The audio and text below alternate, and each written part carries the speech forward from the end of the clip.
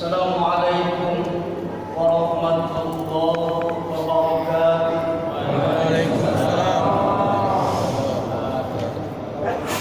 Alhamdulillahilladzi amarna bil jamaah wa amarna bit taqwa wal istiqamah wa amarna bil jihad fi sabilillah.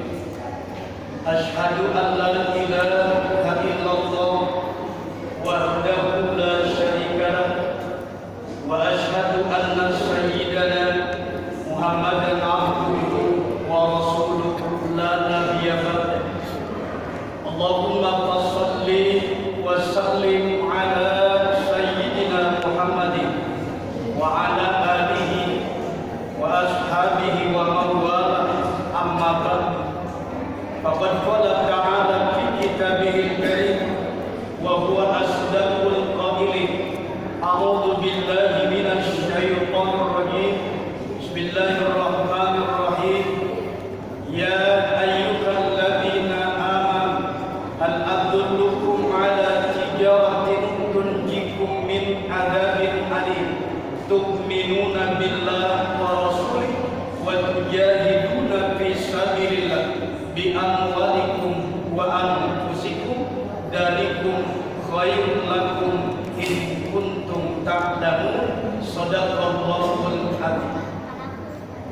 Hadratul mukarramin, para guru-guru, para asatidz, para orang tua kami, para hujjaj, para tokoh masyarakat, bil khusus DKM dan seluruh pengurus, juga para bapak, para ibu, anak-anakku sekalian yang berbahagia, hadirin jemaah salat tarawih malam ke-24 yang insyaallah senantiasa selalu mendapatkan rahmat ampunan Allah Subhanahu wa taala.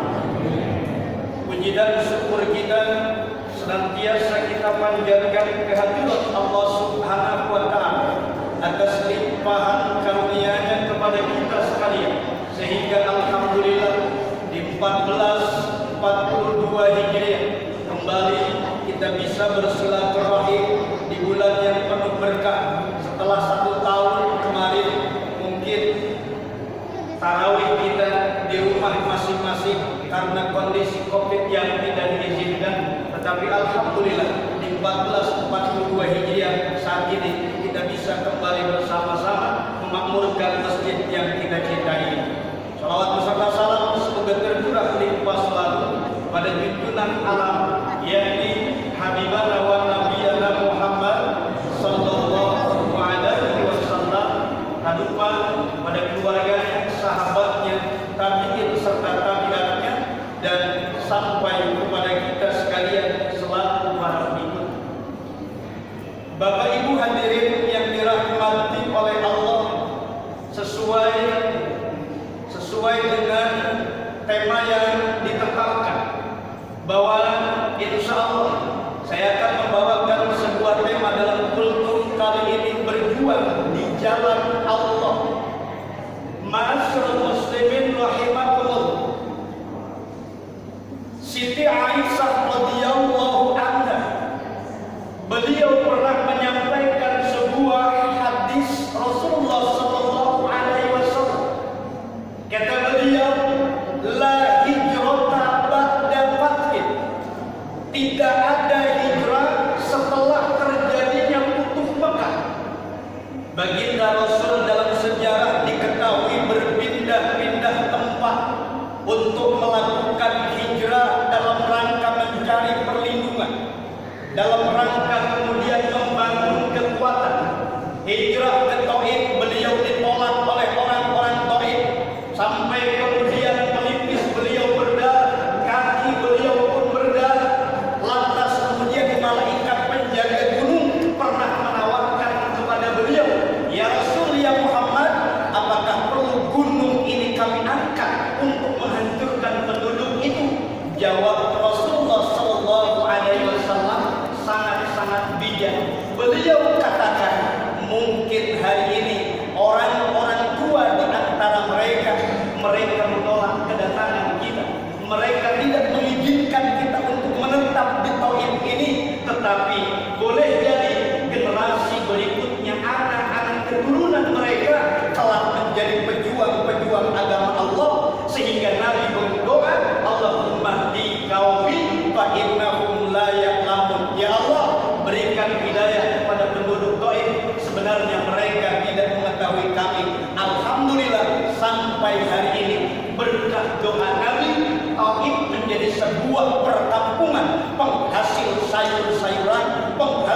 buah-buahan, boleh dibilang buah-buahan dan sayuran di kota Mekah disuplai dari tanah Taif karena keberkahan doa daripada beliau Rasul. Nabi hijrah kemudian berpindah ke Habasah. Nabi kemudian hijrah kembali ke Madinah dalam rangka mencari perlindungan, dalam rangka kemudian membangun kekuatan. Tapi ketika terjadi Futuh Mekah, apa yang dikatakan? La hijrata ba'da fath. Tidak ada lagi berpindah-pindah dari satu tempat ke tempat lain. Kenapa? Mekah sudah bisa direbut oleh umat Islam. Mekah, negeri kampung mereka, kelahiran mereka, semuanya sudah ada dalam genggaman umat Islam. Maka beliau mengatakan tidak ada lagi hijrah setelah Futuh Mekah. Yang ada walakin jihadun wa niyatun. Tetapi yang harus tetap ada adalah dua. Yang pertama adalah jihadnya, berjuangnya. Yang nomor kedua adalah niatan yang tidak boleh luntur, niatan yang tidak boleh pudar. Ma'asyiral muslimin rahimakumullah. Lihat, yang ada kata beliau Siti Aisyah adalah jihad. Semangat untuk jihad, semangat berjuang untuk agama Allah tidak boleh pudar. Musim pandemik ataupun di luar pandemik, kondisi sudah stabil, jihad berjuang di jalan Allah mesti tetap ada di dalam hati kita. Ma'asyiral muslimin rahimakumullah. Yang dibutuhkan dalam perjuangan ini mesti paham. Yang dibutuhkan dalam perjuangan itu bukannya hasil. Allah itu sangat-sangat cinta melihat proses yang kita lakukan. Kalau boleh dibilang manusia itu lebih mencari kepada hasil, lebih melihat kepada hasilnya, tetapi Allah lebih melihat kepada prosesnya. Kadang, maaf, ketika kita pahami yang penting itu adalah hasilnya, padahal Allah itu butuh kepada diri kita melihat proses. Ketika orang berjuang di jalan Allah tidak mesti harus selalu menang. Berjuang di jalan Allah itu tidak mesti harus selalu dapat. Kadang yang namanya perjuangan ada kalahnya, tetapi lihat, yang Allah lihat adalah proses. Bapak Ibu pernah mendengar sebuah cerita bahwa ada orang yang pernah membunuh 99 orang. Tetapi mohon maaf, orang yang pernah membunuh 99 orang bukan membentuk dirinya menjadi orang yang kuat, menjadi orang yang hebat, menjadi orang yang gagah. Tetapi apa? Maaf, perbuatan dosa yang kemudian dilakukan oleh seseorang membuat dirinya makin takut, membuat dirinya menjadi gundah, membuat dirinya menjadi gelisah. Apa Nabi bilang? Wal ismu mahaka fi nafsika. Dosa itu mampu menjadikan kamu orang yang selalu gelisah, tidak pernah tenang, gundah gulana. Mohon maaf, ketika kreditan motor sudah kebayar, kreditan mobil sudah kebayar, kreditan rumah, angsuran rumah sudah kebayar, tapi ternyata bingung masih ada. Kira-kira apa masalahnya? Bapak-bapak, kalau semuanya sudah terbayar, listrik sudah terbayar, PDAM sudah terbayar, tapi bingung masih belum bilang juga. Kira-kira apa masalahnya? Jangan-jangan wal ismu mahaka fi nafsika, bahwa dosa yang membuat diri kita menjadi gelisah, membuat kita menjadi bingung. Kok tiba-tiba bingung itu nggak hilang-hilang? Boleh jadi ini akibat daripada dosa. Seorang yang pernah membunuh 99 orang makin takut dia. Lantas dia berupaya untuk datang mencari seorang penasehat. Datanglah dia kemudian kepada orang yang bernama pendeta. Orang itu disebut pendeta. Dia curhat. Saat dia curhat, bisa tidak saya masih diampuni dosa saya? Pendeta ini mohon maaf, jawabannya kurang bijak. Dia bilang, Anda sudah terlalu banyak melakukan dosa, maka tidak ada lagi ampunan buat Anda. Dia bilang kepala tanggung, kalau memang ampunan tidak dibuka untuk saya bunuh Anda hari ini juga. Dibunuh genap 100 orang. Tetapi setelah dibunuh genap 100 orang, apakah dia menjadi orang yang hebat, menjadi orang yang kuat? Makin takut dia. Datanglah dia kepada orang bijak. Mohon maaf, bicaranya orang bijak. Nggak tahu kiai, nggak tahu ulama, nggak tahu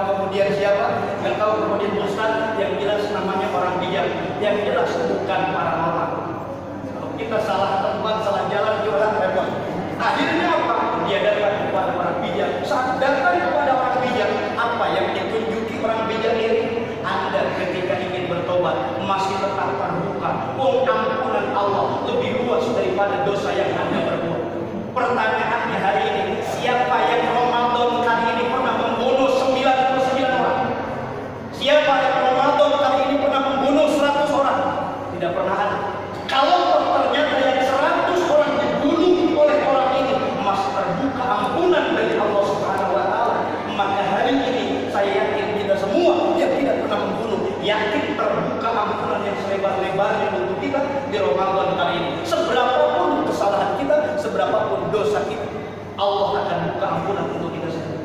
Dia diperintahkan untuk datang ke satu tempat. Kalau Anda ingin bertobat, datanglah ke tempat itu. Niscaya engkau akan bisa taubatan nasuha. Ternyata syarat di antaranya taubat itu harus hijrah. Kalau Anda ingin berubah, Anda harus hijrah dari tempat Anda. Anda harus hijrah dari kampung Anda. Kenapa? 70% lingkungan mampu mempengaruhi diri seseorang. Ketika Bapak ingin membentuk anak-anak yang baik, keluarga yang baik, maka mohon maaf, lihat lingkungan. Tetapi kalau saya katakan BTN Ranggan Permai sekeliling Masjid Al Barokah, yakin insya Allah lingkungannya baik untuk kita semua. Insya Allah, itu kan? Yakin lingkungannya baik untuk kita semua. Makanya di sini lihat Ranggan Permai, berapa masjid, berapa musola, hampir komplek ini dikelilingi masjid dan musola. Saya yakin lingkungannya adalah lingkungan baik. Kalau memang sudah lingkungannya baik, nggak perlu pindah. Nggak perlu apa? Nggak perlu pindah ya. Nah ngapain ke pensiun mau pindah juga sih? Sudahlah, bertempat saja di Ranggan Permai, nggak usah pindah. Lingkungannya insya Allah baik. Akhirnya apa? Di tengah perjalanan luar biasa. Apa yang terjadi? Orang ini kemudian meninggal dunia. Wafat dia di tengah perjalanan. Mohon maaf, sampai belum sampai ke tempat tujuan. Baru jalan dari rumahnya, dan jarak ke rumahnya jauh lebih dekat daripada jarak ke tempat tujuan. Apa yang terjadi? Dua malaikat turun. Kata malaikat ada, ini bagian aneh. Ini orang ini bagian neraka. Kata malaikat rahmat bilang, bukan, ini orang bagiannya surga. Gimana sih? Kata malaikat rahmat, alasannya dia sudah punya niatan ingin berubah, ingin bertobat. Tapi kata malaikat ada, belum tobat dia, belum sampai ke tempat tujuan. Akhirnya datanglah malaikat Jibril memisahkan antara keduanya. Bro, ente jangan ribut di bulan Ramadan besok ini. Ngapain ribut urusan Ramadan? Mau mudik atau mudik urusan nanti. Mau pulang kampung nggak pulang kampung urusan nanti gampang. Mesti akan amalir tuh. Gampang urusan begitu. Nggak usah ribut segala macam. Yang penting ente jangan ribut bulan Ramadan. Dipisahin sama malaikat ini. Ukur aja kata malaikat Jibril jarak yang terdekat kemana. Kalau jarak yang terdekat adalah ke tempat tujuan, surga bagian. Kalau jarak yang terdekat ke rumahnya, neraka bagian. Diukur. Gak jelas Pak meterannya apa sih? Nggak ada riwayat yang mengatakan meterannya apa, nggak jelas. Akhirnya ketika diukur, apa yang terjadi? Padahal jaraknya ke rumah jauh lebih dekat, sedangkan kemana? Ke tempat tujuan masih jauh. Akhirnya ketika diukur, tiba-tiba Allah berkehendak lain. Jarak orang itu berubah lebih dekat ke tempat tujuan. Ternyata Allah Subhanahu wa Ta'ala melipat bumi sehingga jaraknya makin dekat ke tempat tujuan. Inilah yang saya katakan, Allah itu menghargai proses, bukan menghargai hasil. Dia belum bertobat, tapi prosesnya Allah sambut dengan sebaik-baiknya. Mereka yang datang kepada Allah sambil berjalan, Allah berlari datang kepada mereka yang datang satu jengkal kepada Allah, Allah satu hasta mendekati. Artinya betapa proses itu luar biasa, sangat-sangat Allah hargai. Pak, Bapak yang sudah nabung haji nggak usah repot. Ini katanya seharusnya saya berangkat haji 2020 kemarin, tapi gara-gara COVID gagal lagi. Kira-kira 2021 berangkat lagi? Kayaknya gagal lagi aja. Padahal mestinya saya sudah berangkat. Alhamdulillah 2002 dibuka, kemudian dia meninggal dunia. Kira-kira gimana? Kira-kira gimana? Hukumnya orang ini gimana? Nabung hajinya sudah, nyimpan ya sudah, nunggu giliran ya sudah, tapi kenyataannya keburu meninggal dunia gara-gara COVID tadi. Maka Allah bilang di dalam surat An-Nisa ayatnya ayat 100, kata Allah, wa may yuhajir fi sabilillah wa may yuhajir fi sabilillah yajid fil ardi muraqaman katsiran wa sa'a wa may yakhruj min baitihi, siapa orang yang keluar dari rumahnya summa yudrikul maut, kemudian dia meninggal dunia, faqad waqa'a ajruhu 'ala Allah, nyata pahala ibadah hajinya dia sudah dapat, pahala berjuangnya dia sudah dapat. Lihat bagaimana proses sangat dihargai oleh Allah Subhanahu wa Ta'ala. Yang memang kita khawatirkan yang belum nyimpen, yang belum nabung, kepengen lagi dari dulu, pengen nyimpen belum, keburu pensiun, penghasilan sedikit, gimana coba? Keburu datang COVID, katanya belum, datang lagi COVID yang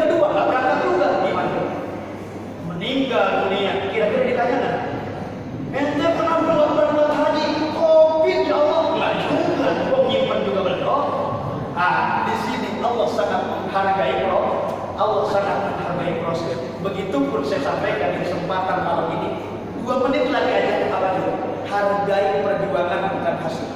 Kita flashback ke belakang 2014, 2015, 2016. Siapa yang ikut berjuang dengan kita? Berjuang untuk menolak gereja kami. Mati-matian kita masjid musola bergabung untuk apa? Untuk kemudian memperjuangkan jadi apa? Jadi sampurna. Kecamatan jangan sampai ada gereja kami. Apa yang terjadi? Setiap minggu kita berangkat ongkosnya untuk 1 mobil, 2 mobil, 2 juta, 3 juta, 4 juta dari lelang masjid ini, masjid satu berjuang.